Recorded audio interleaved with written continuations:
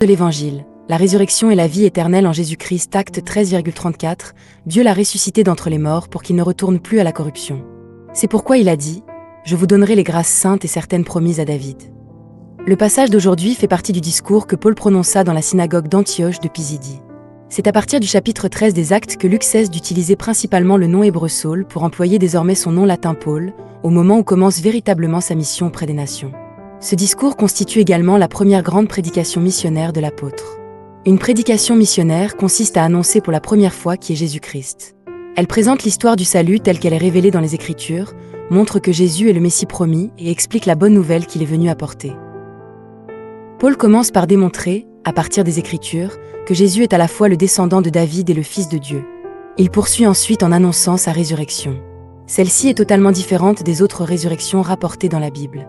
Jésus est le premier à être ressuscité pour une vie impérissable, une vie qui ne connaîtra plus jamais la corruption ni la mort. Tous ceux qui croient en lui et sont unis à lui par l'Esprit Saint participeront eux aussi à cette résurrection pour la vie éternelle. Jusqu'alors, les descendants d'Israël, ainsi que les païens qui craignaient le Dieu d'Israël, espéraient principalement les bénédictions de Dieu durant leur existence terrestre et pour leurs descendants. Certes, l'Ancien Testament laissait déjà entrevoir l'espérance de la résurrection, mais cette promesse demeurait encore mystérieuse. Avec la résurrection du Christ, la vie éternelle est désormais pleinement révélée et offerte. Pour étayer son enseignement, Paul cite Isaïe 55,3. Isaïe 55,3, prêtez l'oreille et venez à moi, écoutez, et votre âme vivra. Je conclurai avec vous une alliance éternelle, selon les grâces fidèles promises à David.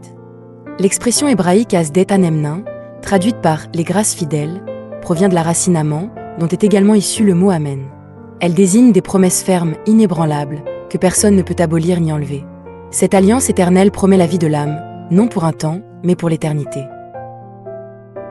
Ainsi, en croyant en Jésus-Christ et en étant unis à lui par l'Esprit Saint, nous ne faisons pas seulement l'expérience de la résurrection, nous recevons la promesse de la résurrection pour la vie éternelle.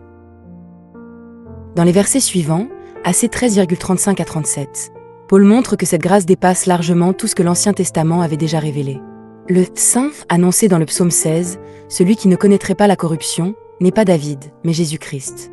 David est mort et son corps est retourné à la poussière, tandis que Jésus est ressuscité le troisième jour et vit désormais glorifié auprès du Père. Cette vérité ne peut être démontrée par une preuve matérielle. Depuis son ascension, le Christ glorifié ne se manifeste que selon la volonté de Dieu. Ce témoignage se transmet donc par la foi. Cependant, il se manifeste aussi indirectement à travers la transformation de la vie de ceux qui vivent sous l'action du Saint-Esprit. Enfin, au versets 38 et 39, Paul proclame que la justice que les Juifs cherchaient en observant la loi de Moïse est désormais accordée à tous ceux qui mettent leur foi en Jésus-Christ. Les Juifs présents dans la synagogue, ainsi que les païens craignant Dieu, espéraient jusque-là obtenir la justice par l'obéissance à la loi.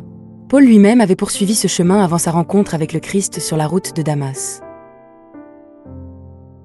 Aujourd'hui, en croyant au Seigneur Jésus et en nous abandonnant entièrement à l'œuvre du Saint-Esprit, nous recevons non seulement la justice que recherchaient les croyants de l'Ancienne Alliance, mais aussi la participation à la sainteté même de Dieu et à la vie éternelle. Voilà le cœur de la prédication missionnaire de Paul, et le centre même de l'Évangile que nous sommes appelés à annoncer. Lorsque, par l'action du Saint-Esprit, nous demeurons unis au Christ et vivons comme les membres de son épouse, notre vie devient un témoignage vivant de l'Évangile. Ceux qui nous voient peuvent alors discerner le parfum du Christ dans notre manière de vivre. Le Saint-Esprit peut ainsi toucher leur cœur et les conduire, eux aussi, à se confier entièrement au Seigneur. Prions afin de ne pas annoncer l'Évangile seulement par nos paroles, mais également par notre vie.